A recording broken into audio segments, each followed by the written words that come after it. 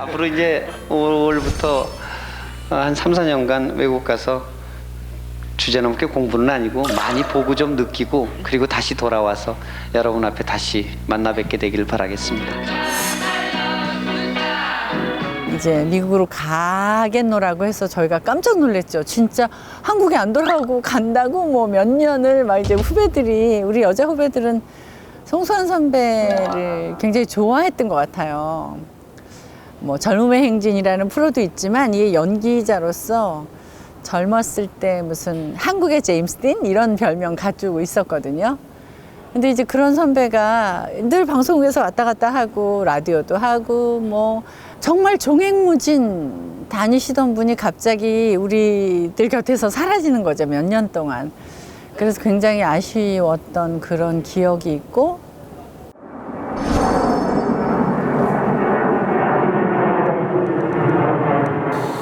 그 83년도에 이두영 감독님의 낮과 밤이라는 영화를 찍으러 제가 유럽을 갔었어요.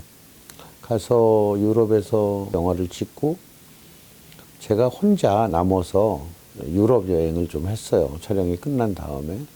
그때 외국 가기가 쉽지 않을 때니까 기회다 싶어서. 그리고 혼자 뉴욕을 갔어요. 왜냐하면 브로드웨이가 가보고 싶어서. 그때 브로드웨이에 가서 보고 너무 충격을 받았어요. 그때만 해도 한국하고 이 뉴욕하고 문화 격차가 너무 커서 한국에서 뮤지컬 한 편도 볼 수 없던 시절인데 이런 뮤지컬들을 보면서 너무 충격을 많이 받았고 그래서 아, 내가 젊어서 돈 버는 것도 좋지만 이런 도시에 와서 몇 년 살아보고 싶다는 생각을 아주 강하게 한 거죠.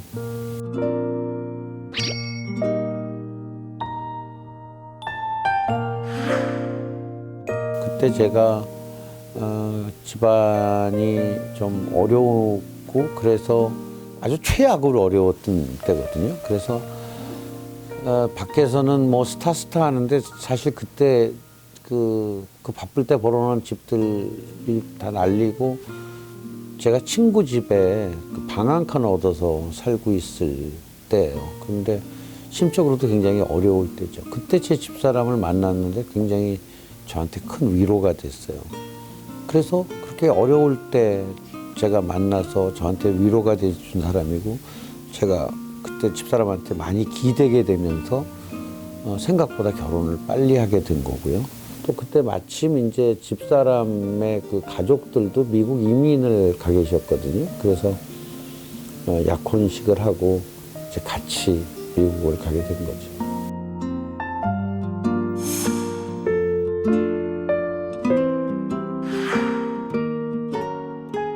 그때 그 부모님 사업이 여러 번 실패하셨는데 그때까지도 부모님 빚이 다 정리가 안 돼 있을 때거든요. 물론 부모님 빚이니까 뭐 제가 진 빚은 아니지만 부모님 빚을 다 갚아드리고 미국 갈 때 맨손으로 갔어요. 그래서 거의 그때 몇 천 불 안 들고 미국을 갔거든요. 밥 주세요.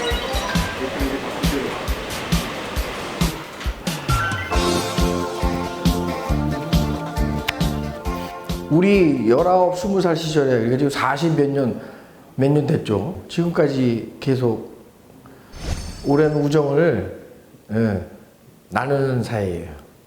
그때 좀 어렵게 갔거든요. 그래서 뉴욕에서 고생 많이 했죠. 또 제가 중간에 뉴욕 공연 갔을 때 승환이 만나가지고 밥도 먹고 내 캐런티 갖고 와서 네가 그걸 거기 가서 좀 써라. 그리고 노캐런티가 아니라 내 캐런티를 승환이한테 아마 줬을 거예요. 그게 아마 유일하게 내가 승환이를 위해서 현실적으로 할 수 있는 유일한 거가 그거인데 개런티를 이렇게 드렸다는 금액으로 따지면 얼마 정도? 좀 그때 제가 잘 나갈 때거든요. 가수 그 좀 됐죠. 그거 뭐가 중요하니? 근데 그때 제가 잘 나갈 때나 좀 X는 조금 됐어요.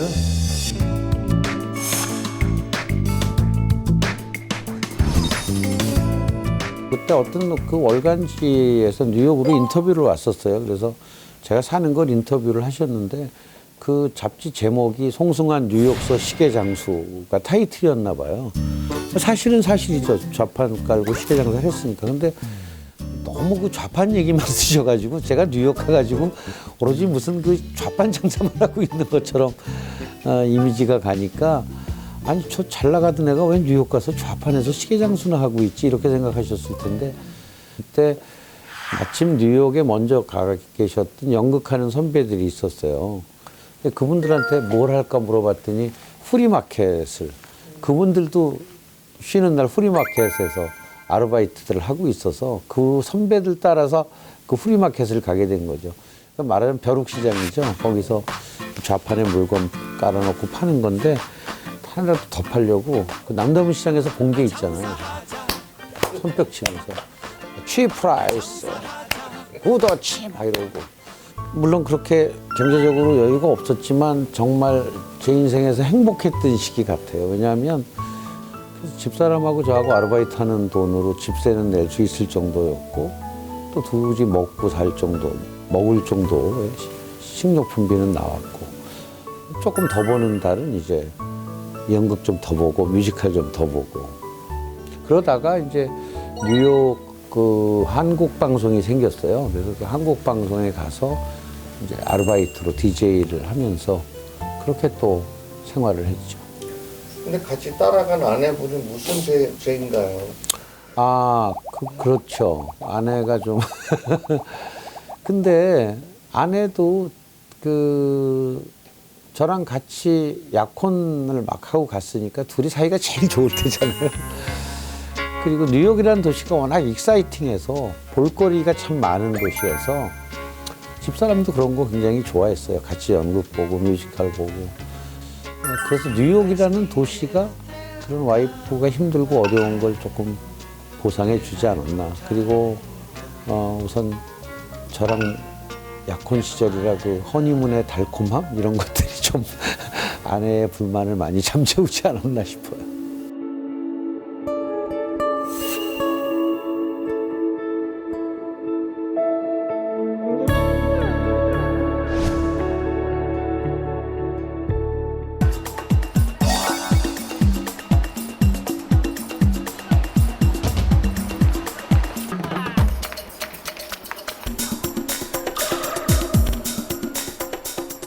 그게 이제 브로드웨이에서 3년 6개월 동안 너무 많은 걸 봤잖아요. 보고 나니까 한국에 들어와서 단순히 그냥 내가 어떤 사람 작가나 연출자들이 작품을 선택하고 저한테 역할을 주는 걸 받아서 하는 배우만 갖고는 답답하더라고요. 내가 직접 뭘 만들어 보고 싶은 욕구가 커진 거죠.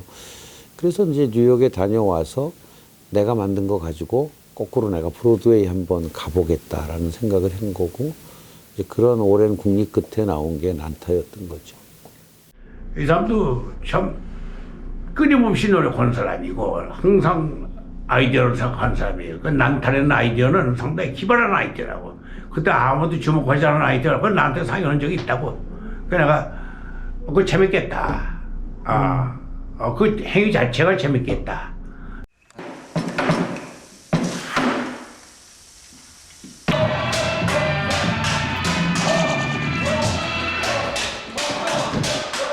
우리 연극하는 사람들은 늘 연극하면은 첫 번째 생각하는 게 우선 대본이잖아요. 텍스트가 좋으냐, 셰익스피어냐, 테니스 윌리엄즈냐.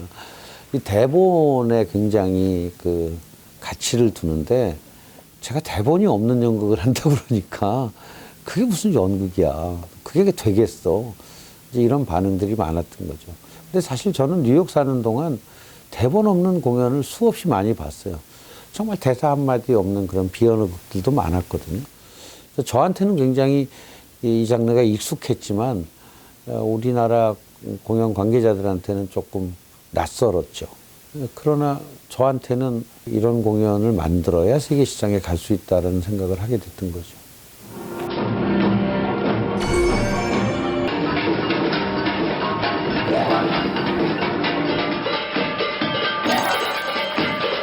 저도 아트홀에서 그 초연을 봤었고 또 새로 이제 팀을 꾸리면서 오디션이 있었어요. 그래서 반가운 마음으로 참여했죠. 제가 좀 박치였어요. 박치였고 그래서 정말 그야말로 부단하게 연습한 것 같아요. 그래서 온 몸에 있는 세포가 근육이 외울 정도로 모두가 공감하고 좋아할 수 있는 그리고 그런 아이디어들 이런 것들을 작품에 굉장히 잘 재밌게 획기적으로 이렇게 녹여내신 것 같아요.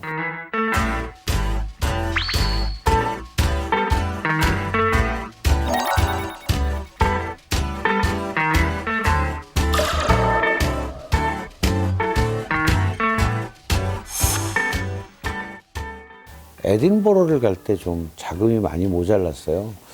이 작품을 세계적인 작품으로 키우려면 세계적인 페스티벌에 나가야 하는데, 그래서 가기로 한 게 스코틀랜드에서 열리는 에딘버러 페스티벌에 난타를 가져가겠다고 마음먹었는데, 그 당시 한 30만 불 정도, 한 3억 정도가 필요했는데, 그때 저희 프로덕션 사정으로는 작은 돈이 아니었어요.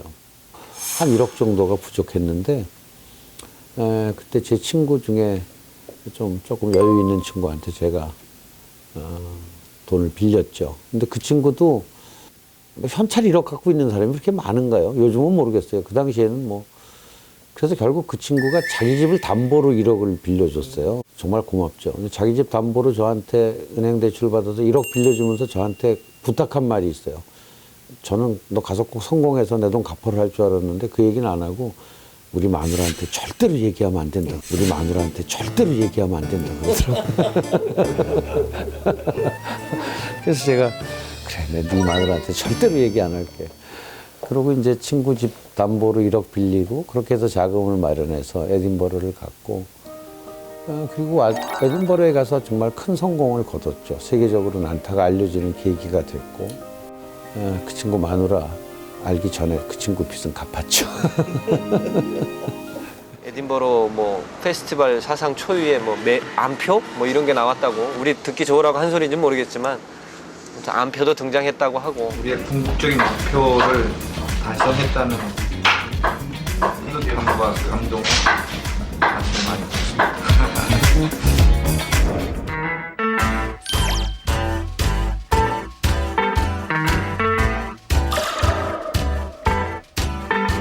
쉬우면서도 누구나 공감할 수 있고 또 가장 한국적이면서도 그것이 가장 세계적일 수 있다. 아주 간단하게는 그거였던 것 같아요. 그래서 그게 주요했고, 항상 우리나라 공연들이 외국에 나가면 교포분들 대상으로 였지만 지금은 교포분들은 당연히 포함해서 진짜 불특정 다수 그 민족, 그 나라, 그 도시에 맞게 정말 폭발적인 반응이 있었고, 굉장히 인생에 있어서 감사한 경험, 특별한 경험, 또 보람 있는 뿌듯한 경험이었죠.